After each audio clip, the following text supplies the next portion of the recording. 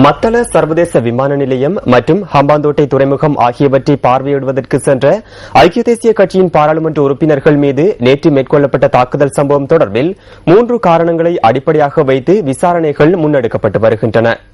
கடமையிலிருந்து விலகியிருந்த police அதிகாரிகளுக்கு எதிராக சட்ட நடவடிக்கை எடுக்கப்படும் என்று போலீஸ் ஊடக பேச்சாளரும் சிரேஷ்ட போலீஸ் அத்தியட்சகருமான அஜித் ரோஹன தெரிவித்தார்.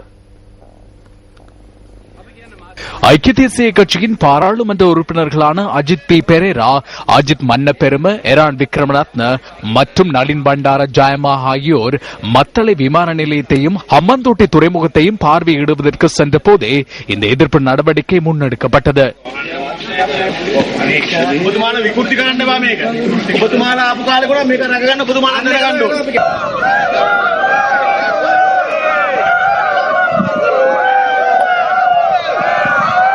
பின்னர் விமான நிலையத்திலிருந்து ஹம்மாந்தோட்டை துறைமுகத்தை பார்வையிட சென்ற போது அங்கும் சிலர் எதிர்ப்பு நடவடிக்கையில் ஈடுபட்டனர்.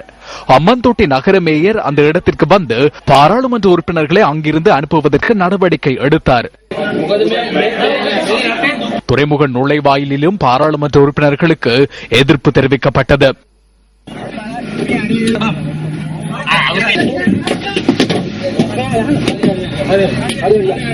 போலீஸ் தலைமையகத்திற்கு முறைப்பாடு செய்வதாக குறிப்பிட்டு பாராளுமன்ற உறுப்பினர் அங்கிருந்து வெளியேறினார். பின்னர் தாக்குதல் மேற்கொள்ளப்பட்ட பஸ்ஸில் கொழும்பை வந்தடைந்த அவர்கள் போலீஸ் தலைமையகத்தில் முறைப்பாடு செய்தனர்.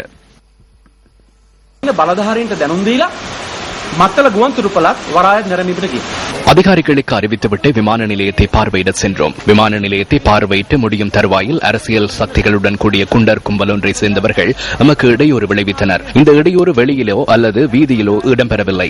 துறைமுக நிர்வாக கட்டிடத்திலேயே இவ்வாறு இடம்பெற்றது. இதன்போது ஹம்மாந்தோட்டை நகர மேயர் எராஜ் பெர்னாண்டோவும் மீது தாக்குதல் மேற்கொண்டார். அதேபோன்று வேறு ஒரு குண்டர் குழுவுடன் மேயர் கையில் துப்பாக்கி ஒன்றை வைத்துக் கொண்டு எம்மை பின்தொடர்ந்து வந்தார். இது மிகவும் பாரதூரமான விடயமாகும். අරගෙන අපේ බස් රථයේ පිටුපසින් හඹාගෙන ඉන්නේ. තවත් මැර කණ්ඩායමක් ඉන්නේ. නිසා මේක ආම බරපතල කාරණයක්. අපි කාරණා තුනක් ඔස්සේ විමර්ශනය කරනවා. පළමුවෙන් 3 காரணங்களை அடிப்படையாக வைத்து விசாரணைகள் முன்னெடுக்கப்படுகின்றன.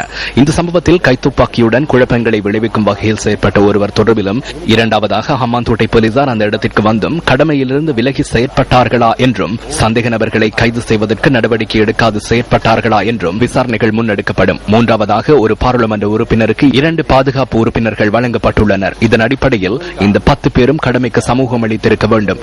அவர்களுடன் 5 பேர் மாத்திரமே சென்றுள்ளனர். அவர்கள் வருகை தராமைக்கான காரணம் என்ன? அங்கு வந்திருந்த அதிகாரிகள் பாதுகாப்பை வழங்குவதற்கு உரிய முறையில் செயற்பட்டார்களா போன்ற விடயங்களை கொண்டு விசாரணைகள் முன்னெடுக்கப்பட்டுள்ளன. உரிய முறையில் விசாரணைகள் முன்னெடுக்கப்பட்டு சட்ட ரீதியில் நடவடிக்கை எடுக்கப்படும். ඊට අදාළව සියලු විමර්ශන සිදු කර අවශ්‍ය නීතිමය පියවර ඒ වගේම විනයානුකූල පියවර ගැනීමට බලාපොරොත්තු වෙනවා. இதேவேளை ஐக்கிய தேசிய கட்சியின் பாராளுமன்ற உறுப்பினர்கள் மீது தாக்குதல் மேற்கொண்டமையை பாராளுமன்ற உறுப்பினர் சஜித் பிரேமதாச வன்மையாக கண்டிக்கிறார். மக்கள் பிரதிநிதிகளோடு இந்நாட்டு பிரஜைகளுக்கு உள்ள பொது சொத்துக்களின் பயன்பாடு குறித்து ஆராய்ந்து பார்க்கின்ற உரிமை மீறப்பட்டுள்ளதாக அவர் விடுத்துள்ள அறிக்கையில் தெரிவிக்கப்பட்டுள்ளது. பிரஜை ஒருவருக்கு உள்ள இறைமை கொடூரமான மற்றும் மிலேச்சத்தனமான முறையில் மீறப்படுவதற்கு இடமளிக்க கூடாது என்பதோடு இலங்கைக்கு எதிரான கருத்துக்கள் சர்வதேச ரீதியில் தலை தூக்கி காணப்படுகின்ற சூழ்நிலையில் இவ்வாறான சம்பவங்கள் மிகவும் பாரதூரமானது என்று அவர் தமது அறிக்கையில் குறிப்பிட்டுள்ளார். துப்பாக்கியுடன் பிரதேச அரசியல்வாதி ஒருவர் செயற்பட்ட விதம் குறித்து, அவருடைய வன்முறையான செயற்பாடுகள் குறித்தும் இணையதளங்களினூடாக புகைப்படங்கள் சர்வதேசத்திற்கு வெளியிடப்பட்டுள்ளதாக சஜித் பிரேமதாஸ் வெளியிட்டுள்ள அறிக்கையில் குறிப்பிடப்பட்டுள்ளது. நாட்டுக்கு அபகீர்த்தியை ஏற்படுத்திய இந்த சம்பவம் தொடர்பில் வெளிப்படையான விசாரணைகளை மேற்கொண்டு அதற்கு பொறுப்பு கூற வேண்டிய அதிகாரிகளை சட்டத்தின் முன் நிறுத்த வேண்டியது தேசப்பற்றுள்ளவர்கள் என்று கூறும் நிர்வாகிகளின் கடப்பாடு என்று ஐக்கிய தேசிய கட்சியின் பாராளுமன்ற உறுப்பினர் சஜித் பிரேமதாஸ் வெளியிட்டுள்ள அறிக்கையில் மேலும் தெரிவிக்கப்பட்டுள்ளது.